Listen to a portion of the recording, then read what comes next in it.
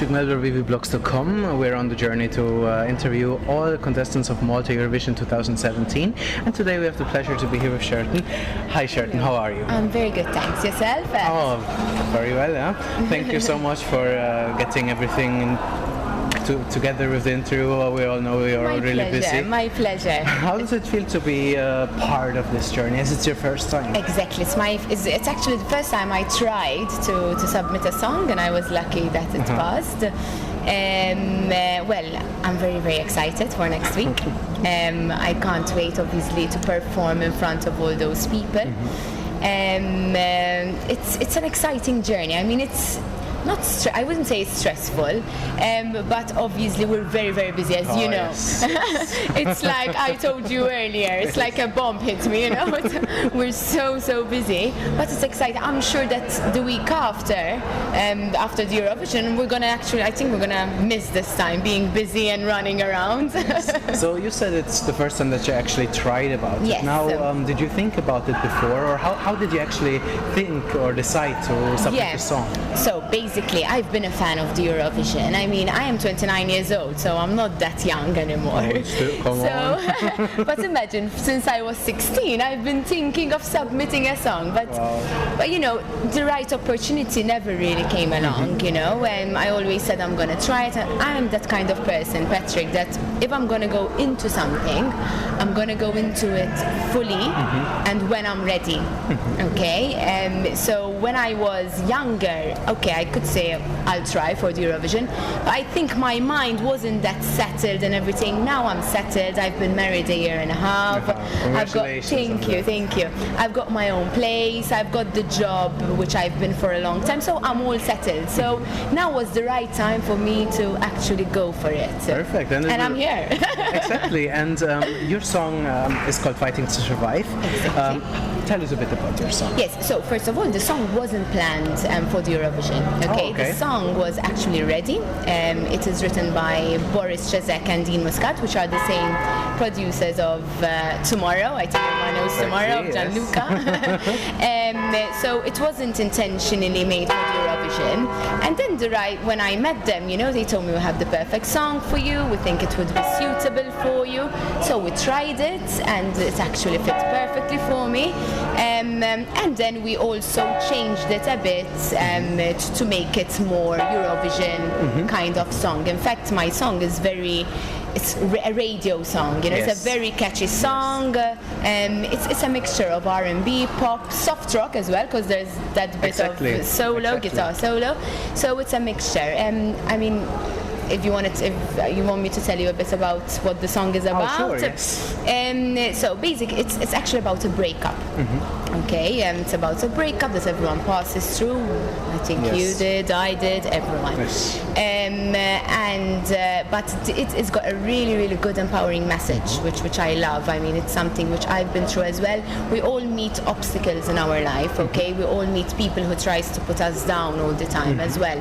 I met them, and maybe those also were some obstacles which I met during my music career as well. And it's important that you keep fighting for what you really believe in. I mean, look at me. I'm 29 years old now.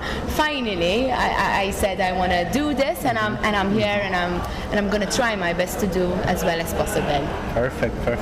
Now, was all the attention on Fighting to Survive, or were there maybe other songs that you might consider to submit?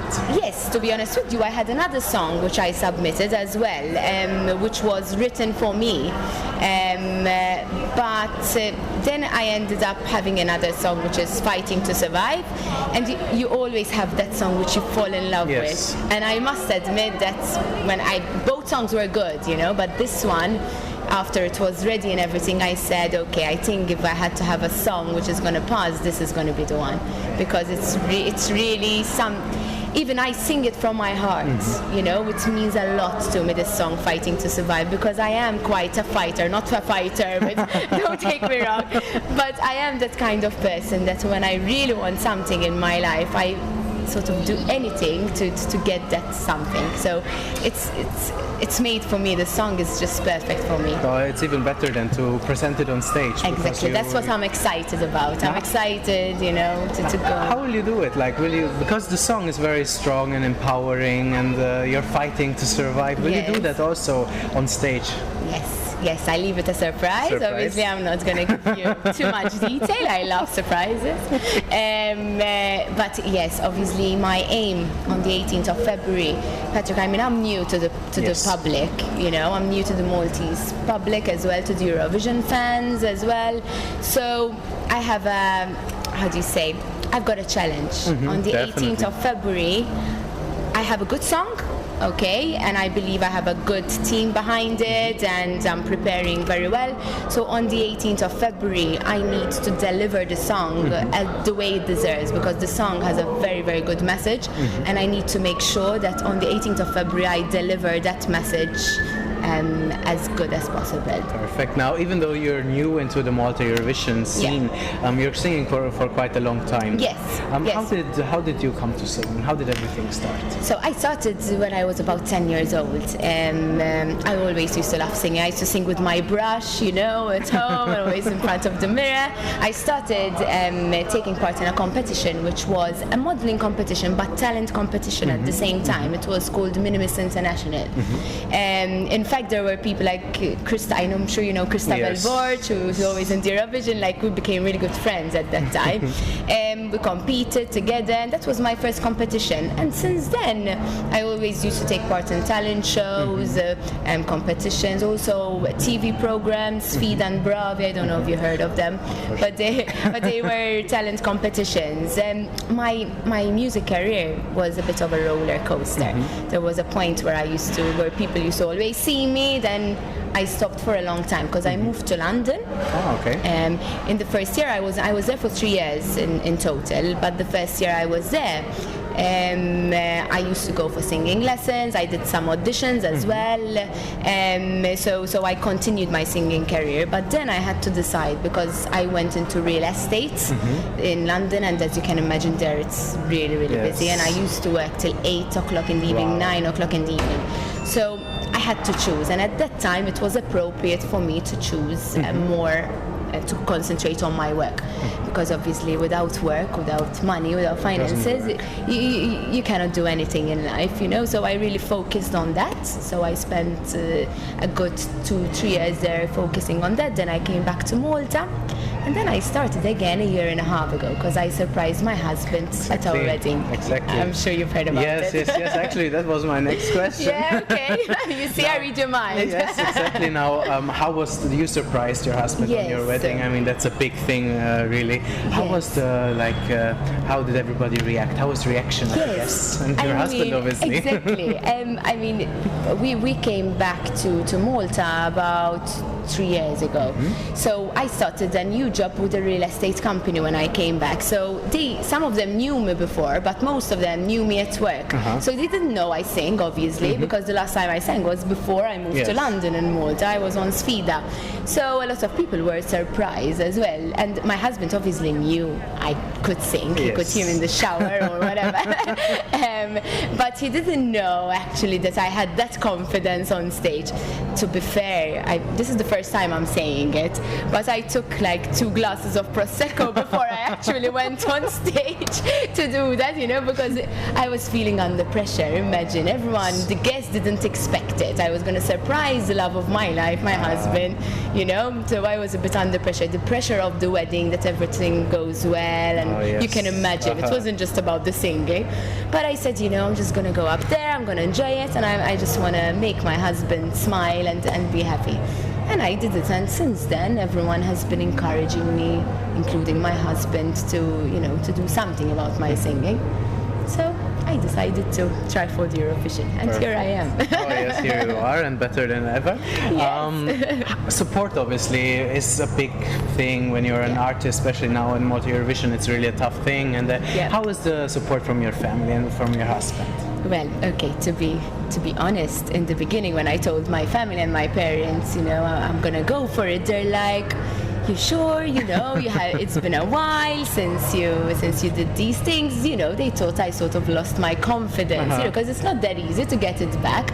And I'm like, don't worry, I can do this, I'm gonna focus. And they really do believe in me, because they know that I am that kind of person that if I put something in my head, I'm gonna sort of do anything to make it happen. So then in the end, obviously, they were very encouraging me to do it and to go for it.